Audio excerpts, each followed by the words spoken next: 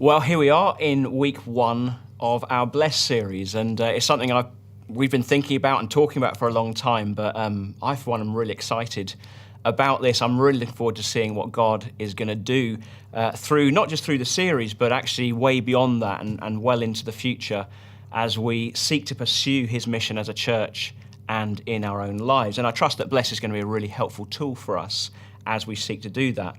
We just heard a great story from Rich and Rob, and that story really does highlight one of the key principles behind Bless, and that is that we have been blessed, not to keep it all to ourselves, but we've been blessed in order to be a blessing to those around us. It's what God says to Abraham in Genesis 12. It's what he says to us today, that we're to make disciples who will make other disciples, who will make other disciples, and so on. The fact we haven't just been saved from something, but we've been saved for something. We've been saved for mission. We've been saved for a purpose.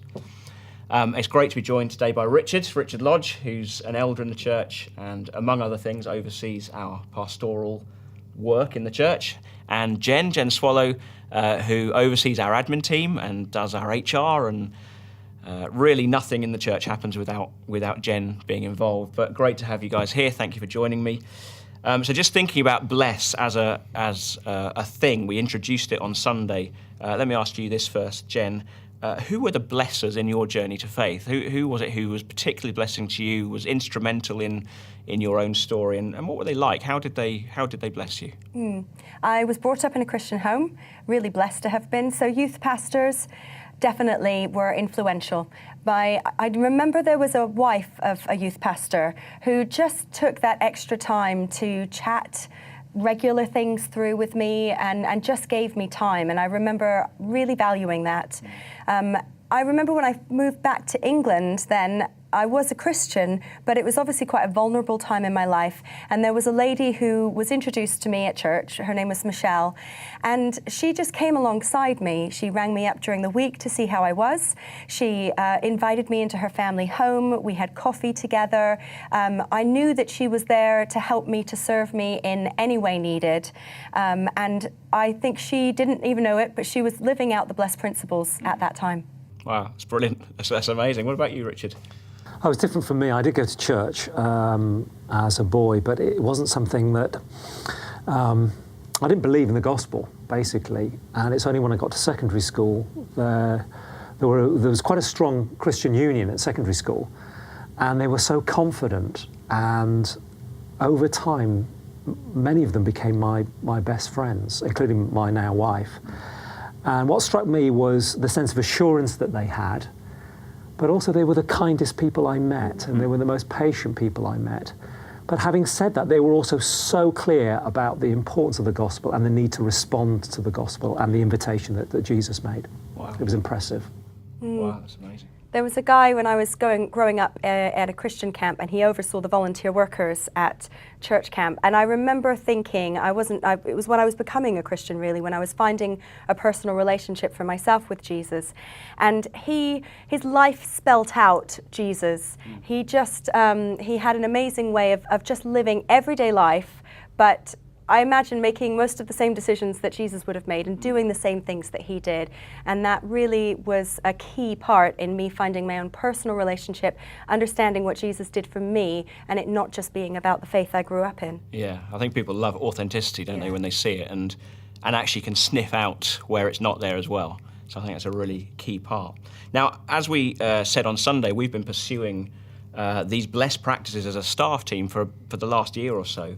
And we've been asking every week at our staff prayer meeting, who have you blessed this week? And that's been great for just holding that sense of accountability, keeping it at the forefront of our minds, keeping us pursuing this. And you both contributed to the video that we showed on Sunday as well. But it'd be great to hear a bit more about both how you found doing Bless in general, just how has it affected you, and also any particular things that have happened as a result. So Jen, why don't you go first on that? Intentionality. Such a strange word, isn't it? And it's funny to think that we would have to practice something that we actually think should be natural and should come naturally to us. but it doesn't. And so that's what I love about Bless, and that's, I think, how Bless has probably changed the way that I view evangelism even. Certainly made me think about my interactions with other people on a regular basis. I love the fact that it's so intentional about taking these really manageable steps, very realistic steps, and ones that I know I can do. I can do this step, and then you can do the next step. So it's achievable as well. Yeah, that's great. What about you, Richard? How you found it in just generally in your whole attitude to reaching out, evangelism?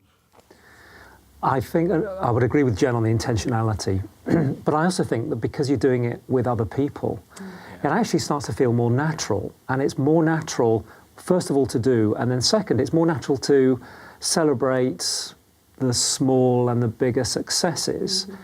And when you're sometimes when you're praying for people, and you may have been praying for them for years, you can feel quite alone with that. And so this doing it together with other members of the staff team has been absolutely fantastic. Yeah, I think that's absolutely key to the whole thing is that accountability that you have with one another, the ability to discuss with one another. Otherwise, it's so easy to give up, isn't it, and just to stop praying because you haven't seen anything happen.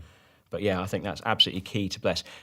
Anything specifically that a story that you found has happened as a result of pursuing Bless? In the other video, I very briefly mentioned about a friend that Tyler made at school, my son made at school.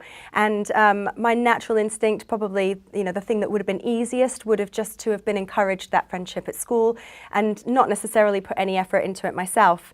But we were doing Bless as a staff team. It was also around the time of doing the Invited series.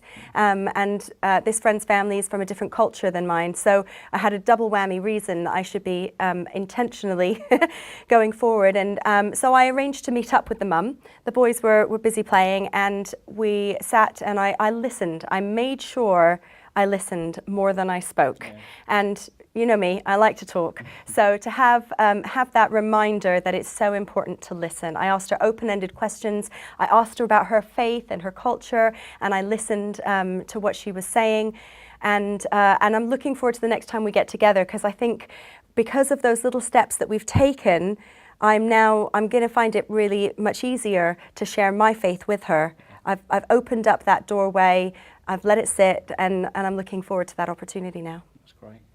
That's great. And that's an ongoing ongoing thing. It's part of the journey. I'm still praying for her. Absolutely, that's brilliant. Richard, and we eat every time we get together. Great. You just tick the boxes one by one. Richard, how about you? I think I've noticed I just had more opportunities. So I've just had more opportunities naturally to be myself and to have Jesus and my faith come into conversations with people that I've known for a number of years that I haven't had an opportunity naturally to weave my faith into. But in particular, some people are very close to me that I've been praying for years. I've had conversations in the last few months which have astounded me. I would never have thought they were possible. And I think, as you said earlier, it's very tempting to give up. And again, someone very close to me came to faith, to an active faith in Jesus in the last 18 months. And to see the change it's radical, and it's hard to describe, because I'm seeing a very different person, a more content person, and a more secure person, and that's wonderful. That's brilliant. That's brilliant. Thank you both so much. There's so much we could go into and keep talking about, but thank you for taking part in the discussion. There are a couple of things that when we looked into Bless first and we decided to really go for this, that we found so attractive about Bless. One was its simplicity, that it takes something like evangelism, which I'm sure, as you discussed in your small groups, you've realised that for most people, evangelism is something that we're pretty frightened of, really, that we don't think we're very good at, that we'd shy away from. But it takes something like evangelism and makes it something which you think, no, I can do that. And the point is that Bless is evangelism, and we'll be unpacking that as we go through this series. But the second thing that was so attractive about it is that it works. It works, or rather God works through it. And we just heard a couple of examples of how he has done and is doing that, and I found the same, and many others in the staff have found the same, that God works through this. So let me really encourage you, as you keep coming on Sundays and as you keep discussing this in your small groups over the next few weeks, let me encourage you to really go for this. Make this an absolute priority. Try to do at least one of those blessed practices every day, and hold one another accountable in your groups, and just see what God will do.